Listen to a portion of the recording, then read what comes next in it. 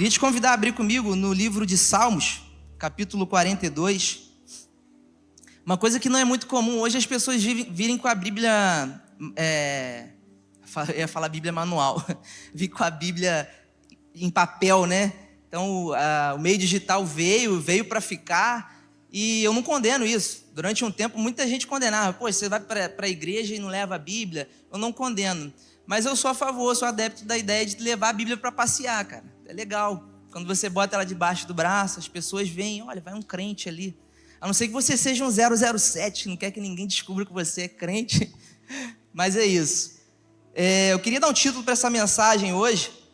O título dessa mensagem é Esperançando em Deus. Alguém já ouviu essa palavra alguma vez? Esperançar? Ninguém. Fica com vergonha não. Se falar que vai dar presente, todo mundo levanta a mão, né? Esperançar, levanta a mão, deixa eu identificar você. Beleza, poucas pessoas, talvez uns 3% dos 100 que está aqui. Então hoje você já vai sair com uma palavrinha nova para você exercitar aí durante a semana.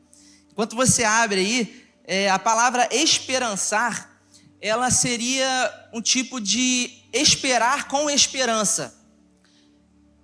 Uma coisa é você esperar parado e outra coisa é você esperar fazendo. Esperançar seria esperar fazendo, porque esperar parado, você fica numa situação passiva. É como você está esperando uma pessoa chegar, ou está esperando a sua esposa se arrumar para ir para a igreja. É assim? Né, Douglas? Tem aquela, né?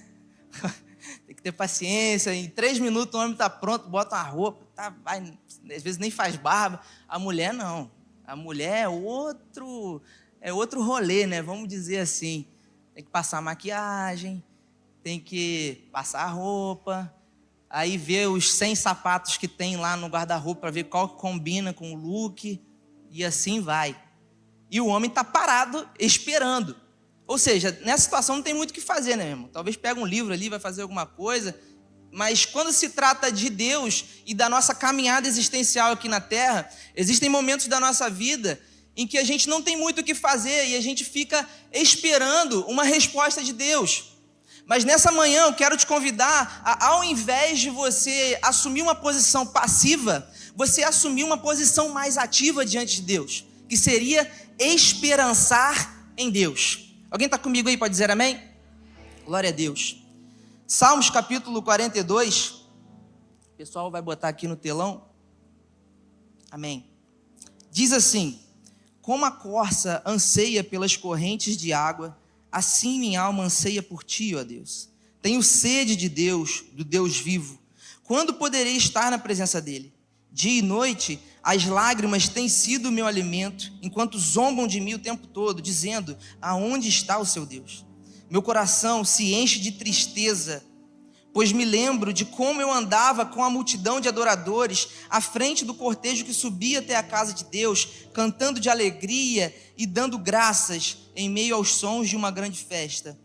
Por que você está tão abatida, minha alma? Por que está tão triste? Espere em Deus, ainda voltarei a louvá-lo, meu Salvador e meu Deus. Agora estou profundamente abatido, mas me lembro de ti, desde o distante Monte Hermon, onde nasce o Jordão, desde a terra do Monte Mizar.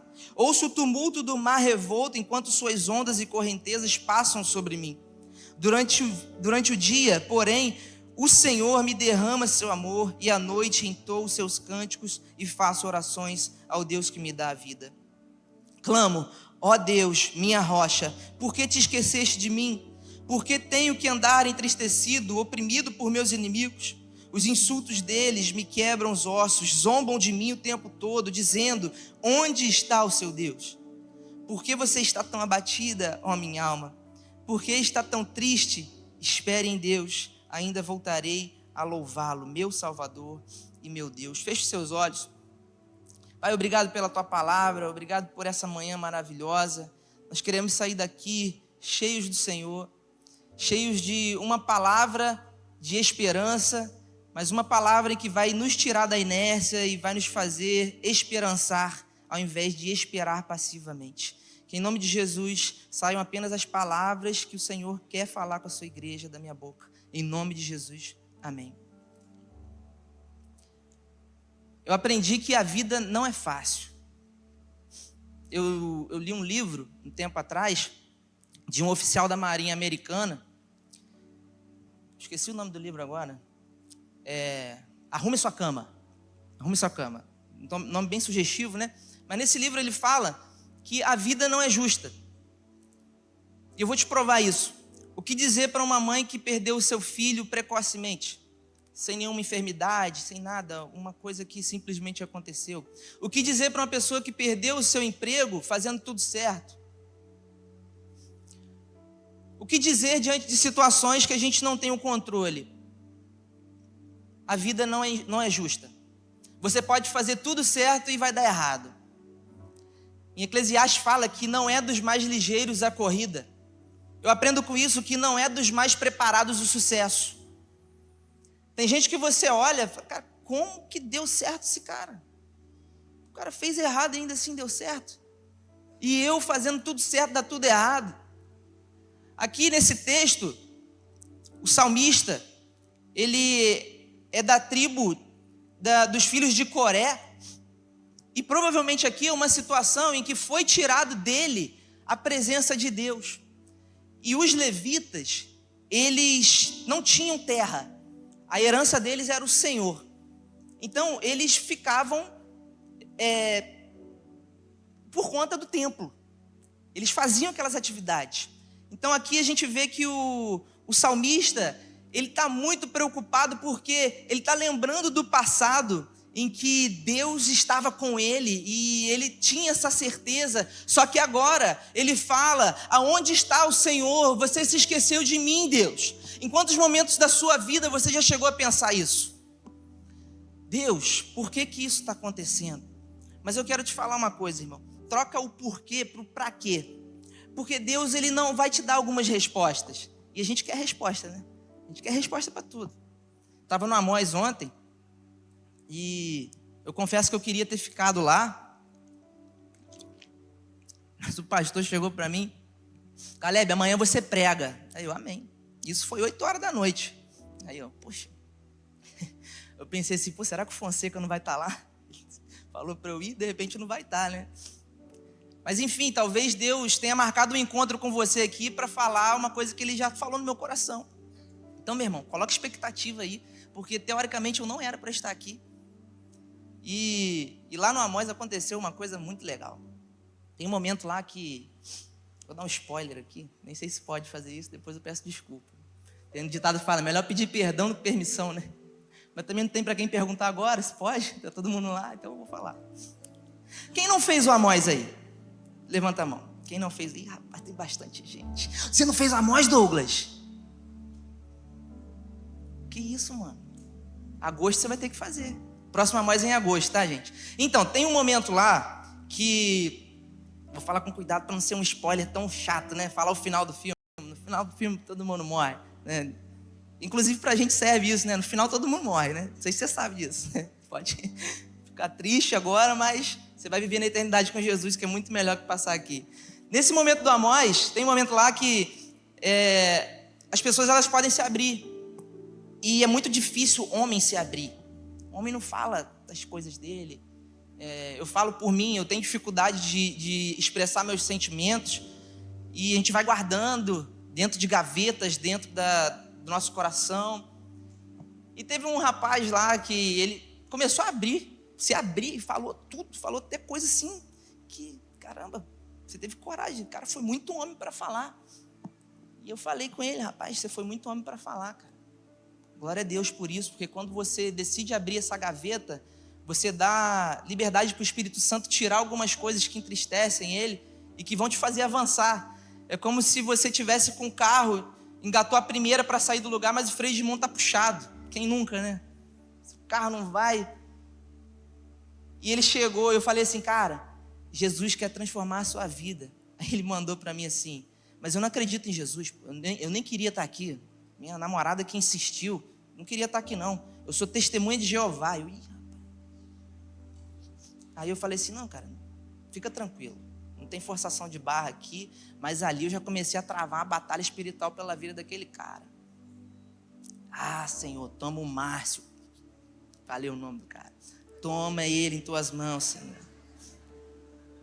Vai lá no interior dele, Pai. Jesus é o Salvador, ele tem que acreditar nisso, ele tem que acreditar. Aí teve um outro momento lá que eu cheguei para ele, já larguei João 3,16 nos peitos dele, porque Deus amou o mundo de tal maneira e enviou seu Filho unigênito, que é Jesus, para que todo aquele que nele crê não pereça, mas tenha vida eterna. Existe um lugar na eternidade para você, cara. Aí ele não falou mais nada, não retrucou não. Aí chegou a noite, rolou um apelo, quem não aceitou Jesus aqui? Aí eu, é agora, ele vai, Espírito Santo, toca no coração do fulano, faz ele vir, ele vai vir, nem que eu vá lá pegar ele. Aí eu pensei, poxa, vai ser forçado, se eu chegar lá, vamos lá, cara, vamos aceitar Jesus, né? Forçado, né? Porque não é por força, por violência. Quando o Espírito Santo te convence, meu irmão, não tem jeito, é isso. Parece que a ficha cai, acende a luz e você vê, caramba, é isso. E eu estava ali, desesperançoso já estava no final, fica ali, não, dá tempo.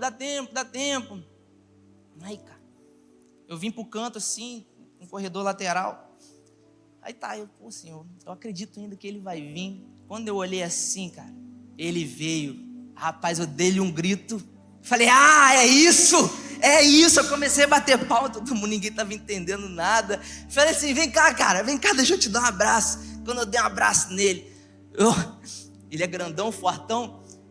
Vi um marmanjão desse chorando de soluçar, cara. É muito bom. Que isso significa que o Espírito Santo quebrantou o coração do cara mesmo. E a palavra de Deus diz que o Senhor não rejeita um coração quebrantado e contrito. Eu estou te explicando isso para você entender por que eu queria ficar lá. Porque eu queria estar com ele agora. Porque depois que acontece isso, muitas coisas vêm na cabeça. Talvez muitas perguntas. E o Amós, ele é um momento de cura, um momento de libertação, um momento de reencontro consigo mesmo. Um momento em que você se reencontra com você, com o eu do passado, que talvez tenha feito coisas ruins, ou talvez pessoas tenham feito coisas ruins com você, e você não toca mais nesse assunto. Mas, meu irmão, tem certos momentos da nossa vida que a gente tem que voltar e fechar a porta, que ficou aberta. Tem que voltar, tem que fazer o caminho de volta. Não, mas a verdade é que as pessoas não querem saber a verdade, porque a verdade dá muito trabalho. As pessoas preferem acreditar numa mentira. E assim vai, tá tudo bem, mas tem um negocinho lá que tá mal resolvido. E isso é tirar o freio de mão e avançar rumo ao que Deus tem para a sua vida. Nesse momento aqui que o salmista está falando, ele está passando por uma grande angústia. No versículo 1, ele fala, como a corça anseia pelas correntes de água. Eu não sei, estou lembrando um negócio aqui. Teve uma mensagem que eu fui ver, que eu estava presencialmente na igreja que eu fiz parte. Aí o seminarista foi pregar e ele pregou esse texto. Aí ele chegou e falou assim, meu irmão, não sei se você sabe, mas a corça é um pássaro muito simpático. É um pássaro que adora mergulhar na água. Ele falou com uma convicção que eu quase acreditei. Eu falei, gente, a corça é um pássaro. Naquela época não tinha Google, né? Para chegar ali já vi. Eu falei assim, cara, esse cara tá viajando muito. Ou eu tô louco, né? Eu era novo, eu tinha uns 18 anos. Aí eu cheguei em casa, perguntei pro meu pai. O meu pai é pastor, né? Na época ele era pastor dessa igreja. Eu falei, seu pai, você viu o que ele falou lá? Ele falou que o pássaro é uma árvore, é uma ave simpática. Aí ele, é a última vez que ele prega aqui. Mas talvez alguns, se eu falasse aqui que a corça é uma ave simpática, iria acreditar, porque não sabe o que é uma corça. Eu vou te explicar o que é uma corça. A corça é da família dos cervos. E realmente é um animal muito simpático, mas não é uma ave. É um animal indefeso. Aqui o salmista está dizendo que nós somos semelhantes à corça quando um predador está à espreita, ansiando pela corrente das águas. Aquela região do Oriente Médio não é muito comum ter rios, como aqui no Brasil. Muito comum ter um córrego, ter um rio grande. E naquela região não era muito comum. Então, em um momento em que a corça estava sendo perseguida por um grande predador, talvez um leão ou onça só tem aqui, não vou nem arriscar outros não falo besteira.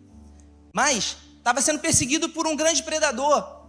Só que quando a corça ela encontra as correntes das águas, ela mergulha e o cheiro de medo que ela exala, a corrente da água está levando, ela está sendo limpa. E ele está dizendo que a corrente de águas é o Senhor para você e para mim no tempo de angústia. Se você está numa situação difícil, uma situação angustiante, deprimente, você tem que procurar, irmão, as correntes de águas. Eu posso te afirmar com certeza que essa corrente de águas está passando aqui nesse lugar hoje. A corrente de águas está acessível para você quando você dobra os seus joelhos e diz: Senhor, eu não sei o que fazer. Eu preciso mergulhar em Ti porque o inimigo está à minha espreita e eu não sei mais o que fazer. No versículo 2 ele diz: eu tenho sede de Ti. Não é só a corrente de águas que tira o cheiro, mas também ele sacia a sua sede. E nessa conversa aqui que a gente está tendo, no Salmo 42, você pode perceber que o salmista, ele estava meio que quase beirando a loucura ali. Se você já chegou no ponto de você falar com você mesmo, irmão, é porque você está num nível interessante. Eu já estou nesse nível interessante de falar comigo mesmo. Mas só que nesse nível interessante acontece uma coisa mais interessante ainda. Quando você começa a pregar para você mesmo, algumas coisas começam a fazer mais sentido. E ele pergunta para ele mesmo em alguns momentos aqui: por que estás abatida, minha alma? Por que te perturbas? Confie no Deus da tua salvação. Então, em momentos que você não sabe o que fazer, momentos em que o predador está à espreita, as pessoas estão caçoando de você, aonde está o teu Deus? É o momento em que você tem que começar a pregar para você mesmo. É o momento em que você tem que mergulhar nas águas. É o momento em que você tem que se dedicar mais ao Senhor. E quando eu falo de mergulhar nas águas, irmão, eu estou falando de repente, você fazer o Amós. Sabe, o Einstein fala que o ápice da insanidade mental é fazer as mesmas coisas e esperar os mesmos resultados. Se você faz a mesma coisa, você vai ter o mesmo resultado. Então aqui o salmista, ele está numa situação em que ele precisa fazer algo diferente. Você e eu vamos nos deparar com momentos da nossa vida que a gente precisa fazer algo diferente. Não basta vir só aqui e consumir um culto pela manhã, ou um culto à noite, ou um culto de quinta. Porque se você se coloca nessa situação, você não está esperançando, você está esperando. Você senta aí, cruza os braços, abre a boca e espera que Deus lance a comida, lance o remédio para sanar a sua dor, sanar esse problema. Mas, meu irmão, eu quero convidar você a mergulhar em Deus. Por que você não está no PG ainda? Por que você não está nos projetos sociais da nossa igreja? Por que você não procura saber o que está acontecendo aqui para você vir junto, reunião de oração? Amanhã de manhã tem 8 horas da manhã. Quantas pessoas costumam vir? 6, 7 pessoas. Quero profetizar que amanhã vai ter 20. Antes de ir para o trabalho, vem cá. 8 horas da manhã, de repente você pega no trabalho antes, aí não tem como, que é o meu caso. Mas se você pode, vem. Isso é mergulhar em Deus. Isso é se aprofundar nele. Eu quero provocar você para essa semana procurar um PG para você fazer parte. Porque isso é fazer coisa diferente. Isso é mergulhar nas águas correntes. E assim, irmão, a gente ora esperando ter uma resposta, né? Mas nem sempre Deus vai responder você do jeito que você espera. Bom seria se a gente tivesse uma voz audível do Senhor falando.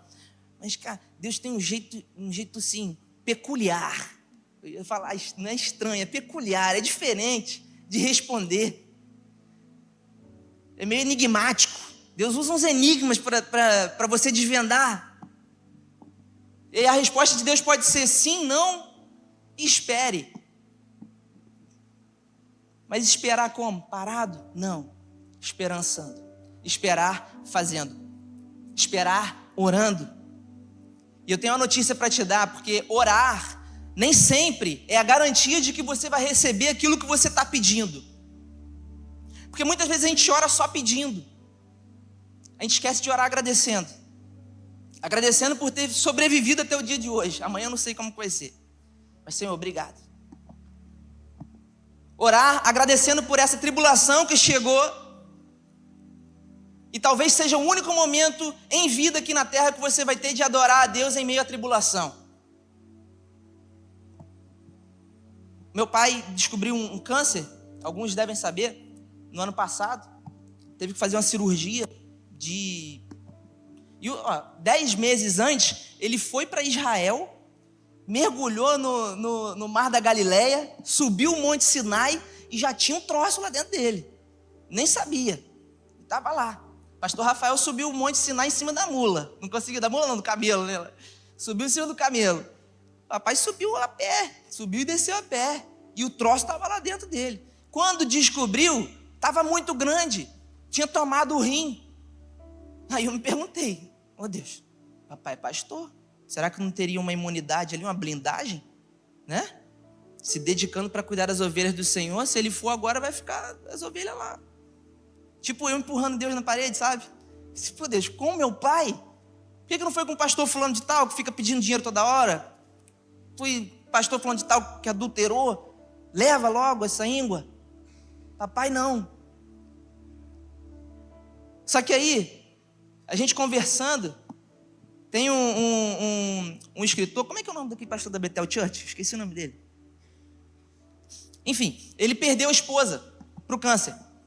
E no domingo seguinte, ele estava lá no culto. E ele foi pregar. Quando acabou o culto, um dos pastores chegou para ele e falou: pastor, não estou entendendo, você devia ter tirado um tempo de luto. Seu coração deve estar angustiado. Ele começou a chorar. Aí ele falou assim: meu irmão, eu tenho aprendido com essa dificuldade que talvez eu não tenha outra oportunidade de adorar a Deus em meio ao luto. A mulher da minha vida se foi, mas se foi para o Senhor. Mas quando eu partir também, não haverá lágrimas, não haverá tristeza, não haverá luto, não haverá doença. E quando eu li esse texto, eu falei: isso aí para mim. Isso aí funcionou para mim. Aí eu falei isso com meu pai, eu falei assim: eu não sei o que vai acontecer. Ele está fazendo quimioterapia, teve que tirar o rim, tirou tudo, fez uma nefrectomia radical. E eu não sei o que vai acontecer, mas eu sei que esse é o único momento que a gente vai ter para adorar a Deus em meio a uma enfermidade maligna e traiçoeira. Eu não sei o que vai acontecer. Deus pode curar? Deus pode curar. O tratamento está sendo um sucesso, está regredindo a enfermidade que ficou, não conseguiu tirar tudo. E a gente está testemunhando realmente um milagre, meu irmão, porque o médico falou isso. Ele chegou e falou assim: seu Levi, eu já trato paciente com câncer renal há mais de 15 anos e é a primeira vez que eu vejo uma remissão tão rápida. Poxa, glória a Deus. É muito bom, é reconfortante isso. É reconfortante. Isso dá muita energia pra gente continuar. Tipo assim, deu certo, cara, adorar no meio da dificuldade. Pô, papai pode morrer a qualquer momento, mas ele vai pro Senhor, amém. Mas, poxa, se pudesse curar ele, ia ser muito bom. Mas, meu irmão, orar não é a garantia de que vai acontecer o que você pede, mas é a garantia que vai acontecer da melhor forma possível. Porque você entregou na mão de Deus. E quando você entrega na mão dele, pode sair qualquer resultado. Talvez não saia o resultado que você quer, mas você precisa estar pronto para isso. Eu preciso estar pronto para isso. Porque o principal da nossa vida não é aqui, agora, é a eternidade. E o seu comportamento e o meu comportamento aqui vai definir aonde nós vamos passar a nossa eternidade. No versículo 7, o salmista diz: ouço o tumulto do mar revolto enquanto as suas ondas e correntezas passam sobre mim. No ano passado, ou ano retrasado, teve uma irmã aqui da igreja que ela foi para os Estados Unidos, foi para a Disney. Olha que legal, evangelizar o Mickey, né? Quem já foi para a Disney? Ganhou o Pluto para Jesus, a Minnie, Mickey. E estava muito feliz, tal. De repente veio uma notícia: furacão de categoria 5 se aproximando. Dormência na espinha na hora, vou morrer. liga para todo mundo do Brasil em tom de despedida, e isso é verdade, ela fez isso mesmo, eu ouvi o testemunho dela, que o furacão ia passar onde ela estava. Para quem não sabe, irmão, furacão de categoria 5, ele tem o poder destrutivo de 20 bombas nucleares, igual aquela que foi lançada na Segunda Guerra Mundial, em Hiroshima e Nagasaki. Só para você ter uma ideia do poder destrutivo de um furacão. Talvez você já tenha ouvido falar a expressão, eu estava no olho do furacão, né? Talvez você já tenha ouvido falar isso, no meio de uma dificuldade. Só que é uma analogia mal empregada. Sabe por quê? Eu estava vendo um pesquisador, tem uma série no Discovery Channel, não sei se você é desses também que gosta de documentário, às vezes é informação inútil, né? Cultura inútil, mas essa é muito útil. Eles são caçadores de furacões. Os caras são loucos. Eles vão para dentro do furacão, soltam um objeto lá dentro para monitorar qual a velocidade que ele estava. O furacão de categoria 5 ele pode ir de 200 a 600 km por hora. Isso é uma loucura. O poder destrutivo é muito grande. E aí, ele estava falando, nós estamos no olho do furacão. Aí eu falei, caramba, vai acontecer alguma coisa ali, o avião vai cair. Eles estavam no avião, E era num raio de 10 quilômetros. Eles estavam no olho do furacão. Só que aí o pesquisador, ele falou uma coisa que eu falei, caramba, isso é forte, cara. Ele falou assim, ao contrário do que muitos acreditam, o olho do furacão tem calmaria. No olho do furacão, os ventos são brisas suaves. Ao contrário do que muita gente pensa, no olho do furacão, quando você olha para o céu, não existem nuvens de um furacão de categoria 5, mas existe um céu limpo. É possível ver o céu azul no olho do furacão. Ao contrário do que alguns acreditavam, o olho do furacão é ali que estourou a bomba. Não é isso. No olho do furacão é onde tem calmaria, mas é uma zona traiçoeira, porque o furacão ele se movimenta. Então você tem que se movimentar junto com o furacão, senão o vento de 200 km por hora vai te pegar. E aí, daí já é. Qual a analogia que eu faço aqui? De repente você está em meio a um furacão. Não adianta brigar com os 200 km por hora. Não adianta brigar com a força de um furacão.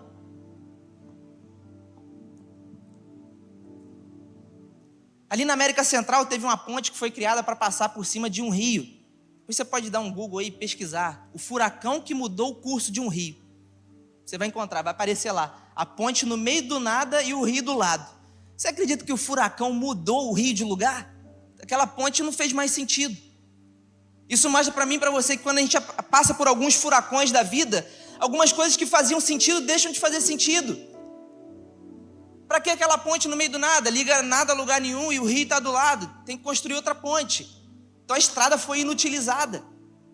Só que o olho do furacão, irmão, sabe o que é? É o centro da vontade de Deus. Quando você e eu decidimos caminhar para o centro da vontade de Deus, a gente sai da rota da destruição que está à nossa volta e a gente olha para o alto, a gente pode ter esperança, a gente pode esperançar e ver o céu limpo e desfrutar da paz em meio à tribulação, uma paz que excede todo entendimento. Quem está comigo aí? Pode dizer um amém? Eu creio que está fazendo sentido para algumas pessoas aqui.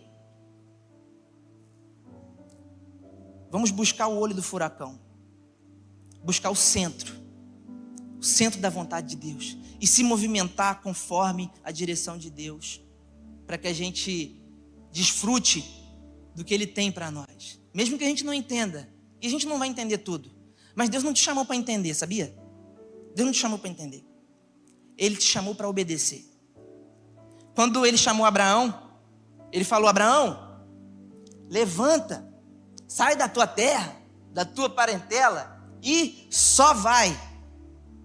Ele não falou só vai, tá, gente? Tô só jogando aqui pro século 21, para você entender. Só vai, irmão. Vai para onde, Deus? É no caminho que tudo acontece. Só vai. Levanta. Guarda suas coisas. Esse lugar não te pertence. Porque, irmão, não basta você saber o lugar que você tem que ir. Você tem que saber o lugar que você não pode ficar. Eu sei de uma coisa. Aqui eu não fico. E voltando no cara lá do Amós, eu falei com ele lá na hora que eu estava abraçando ele, eu falei: cara, segunda-feira é quando vai começar tudo. Você vai ter que mudar suas amizades, você vai ter que mudar seus hábitos. Os ambientes que você frequenta tem que mudar. E você tem que dar abertura para o Espírito Santo, tirar coisas de dentro de você e acrescentar outras. Amanhã é que vai começar o negócio. Hoje está legal, está aqui, cadeira acolchoada. Você quase esquece dos problemas que tem amanhã, os boletos que você tem, problema na saúde e por aí vai. Mesmo sem entender, avance no Senhor. Tenha a percepção exata do lugar que você não pode ficar, mesmo que você não saiba para onde ir e o que fazer. Eu sei de uma coisa, aqui eu não fico. Faz suas malas e sai. Irmão, a gente tem mania de ter resultado imediato, né? O WhatsApp é uma ferramenta, cara, muito fantástica, mas é um troço maligno demais. Botaram até na velocidade 2 agora. Agora vídeo também foi para velocidade 2. Sabe o que isso mostra para mim e para você? Que essas pessoas que criaram o WhatsApp, eles já fizeram a leitura do mundo, como é que está. O mundo está acelerado. Você manda uma mensagem para alguém, você viu que foi os 2 certinho, você cronometra ali, se ela não responder em 10 segundos, eu vou ligar, dar um toquinho para ela ver. Não é assim? Mas por que não liga e fala? O toquinho é só para ela ver e responder ali. Uma loucura, cara. A gente é imediatista, é isso que eu estou querendo dizer. A gente quer uma resposta express de Deus. Poxa, eu estou orando já tem uns 2 anos e nada de Deus responder. Ó, meu irmão, se você está orando há 2 anos ou mais e não aconteceu nada, ó, pode ser algumas coisas que eu vou te ajudar a entender. Pode ser que você não se permitiu ser moldado por essa situação, e aí você vai ficar nela em loop eterno, você vai ficar aí. Enquanto você não mudar o que precisa ser mudado. Ou Deus ele vai te capacitar em algum momento para você ter um estalo e entender o que precisa fazer para resolver aquele problema. Mas uma coisa é fato, não é porque você não está vendo que Deus não está se movendo. Não é porque você não está vendo acontecer que Deus está inerte, Deus não está fazendo nada. Mas em algum momento da sua vida você pode pensar isso, assim como o salmista, que ele falou aqui no versículo 11. Por que está tão abatido? Não, não é esse não.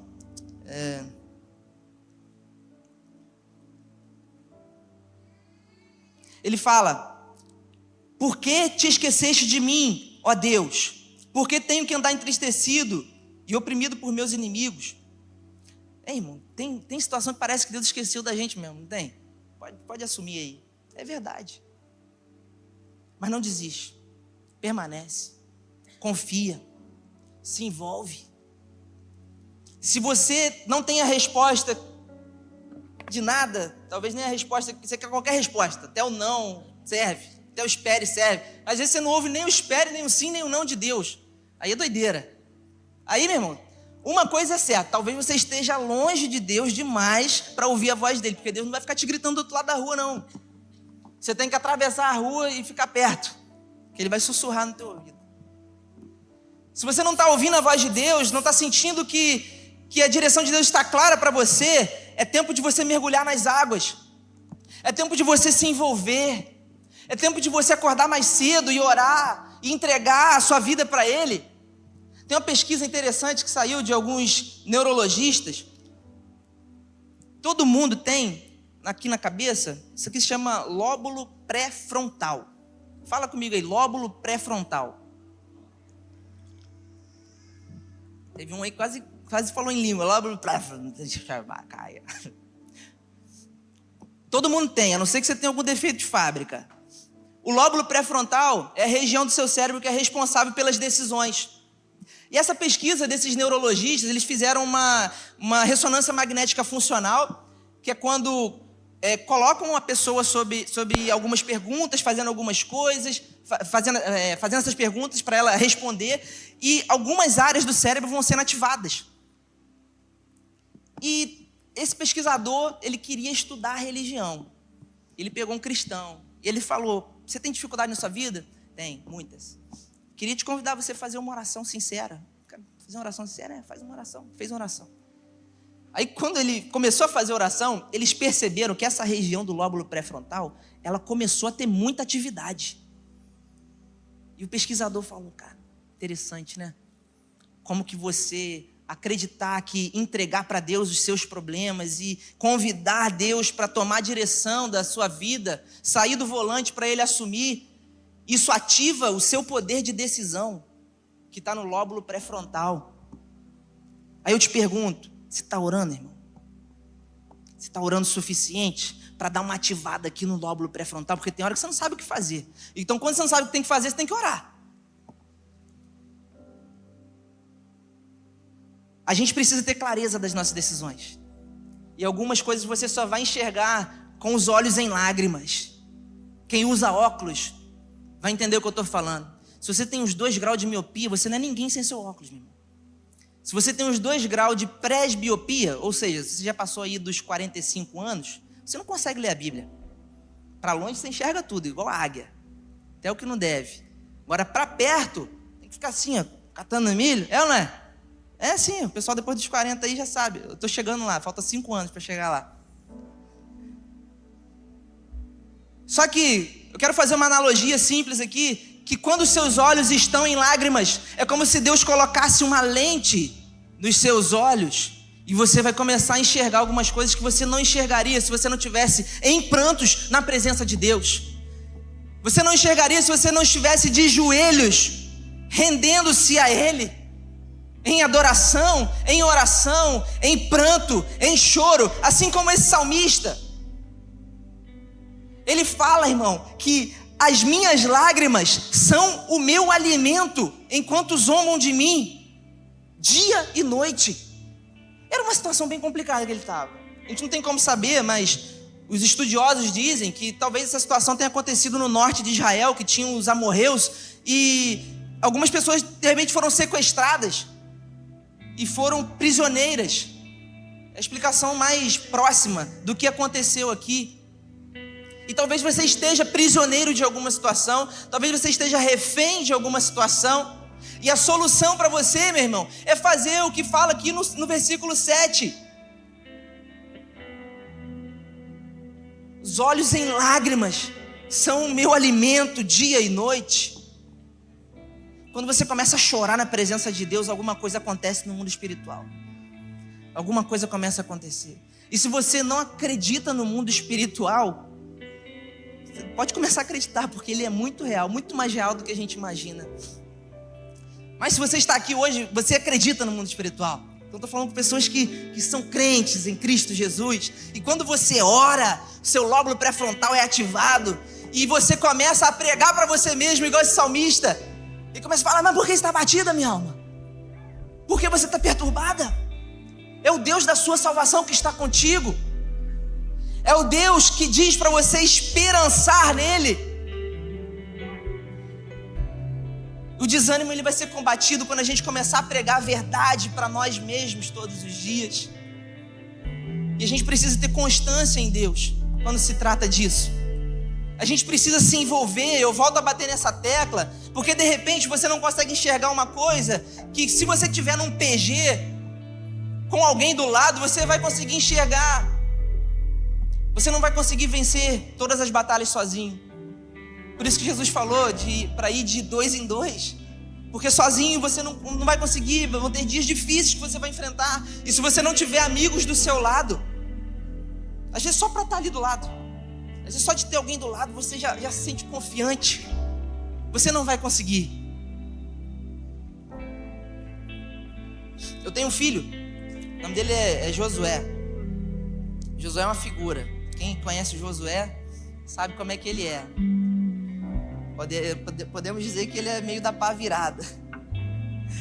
Ele é autêntico, ele tem espírito de liderança, e eu quero aperfeiçoar isso nele.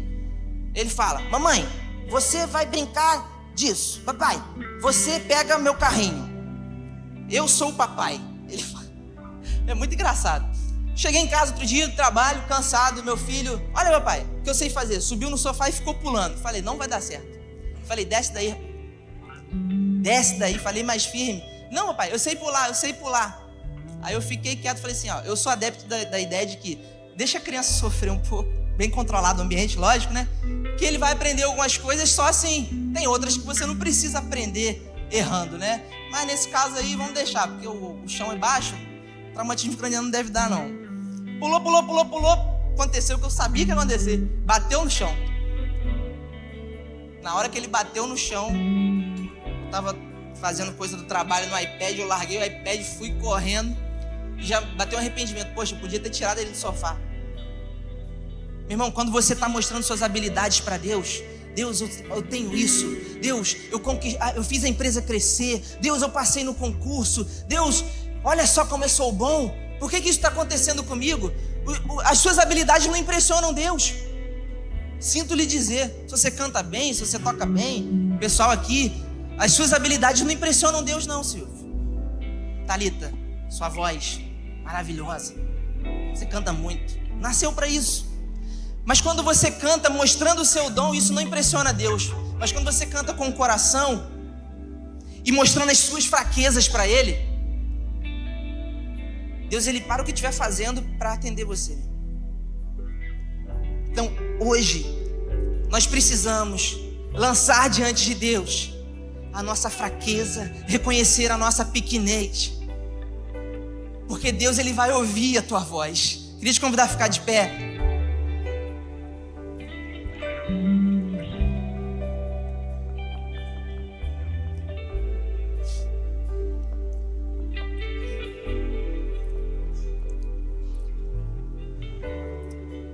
Em Romanos 8, 26, Paulo fala que o Espírito Santo nos ajuda em nossa fraqueza.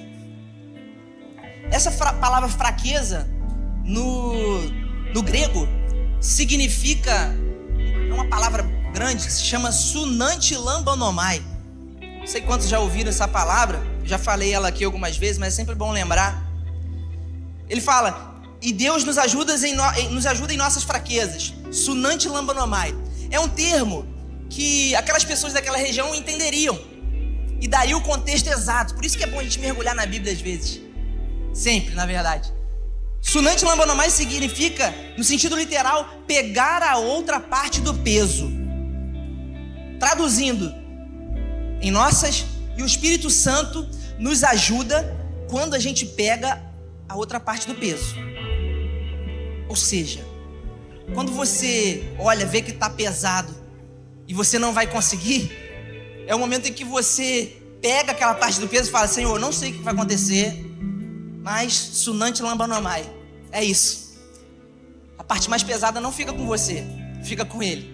Eu queria te convidar nesse momento a você fechar os seus olhos e você começar a lançar diante do Senhor a sua fraqueza, começar a lançar diante do Senhor aquilo que te impede de avançar nele, aquilo que te aflige, aquilo que te deprime, aquilo que te trouxe aqui nessa manhã.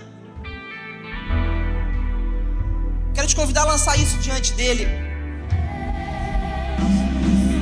Oh Senhor, nós cremos que o Senhor tem o controle de tudo, mas nós queremos aprender nessa manhã, Pai, a nos posicionar não de uma forma passiva, apenas esperando que algo venha do céu, que um milagre aconteça, mas nós queremos provocar o milagre, assim como aquela mulher que se aproximou, ela atravessou a multidão e com apenas um toque, ela foi curada. Nós queremos ser provocadores de milagres. Encha os nossos corações de força para mergulhar em Ti, mergulhar em correntes de águas, nos aprofundarmos no Senhor. Nós não queremos apenas esperar parados, nós queremos esperar fazendo, nós queremos esperançar, nós queremos Te buscar, nós queremos fazer algo novo, nós queremos viver algo novo em Ti, nós queremos nos aprofundar em Ti. Renova nossas forças, coloque as pessoas certas no nosso caminho, faça-nos entender, ó Pai, e ver, às vezes com os olhos em lágrimas, mas às vezes essas lágrimas são lentes que o Senhor permitiu vir aos nossos olhos para enxergarmos o que não enxergaríamos se não estivéssemos em prantos diante do Senhor. Pai, nós te agradecemos por essa manhã, nós te agradecemos por esse dia maravilhoso em que pessoas serão enviadas, vão sair desse culto renovados pelo Senhor, certos de que o Senhor tem o controle de tudo e nós só precisamos mergulhar em Ti e esperançar em Ti. Muito obrigado, Pai, pelos louvores, muito obrigado. obrigado pela tua presença manifesta aqui nesse lugar. Meu irmão, se essa palavra te abençoou, se você crê que Deus tem algo novo para você nessa semana, eu quero te convidar. Levante suas mãos, dê um forte aplauso a Ele. Aleluia, Deus te abençoe.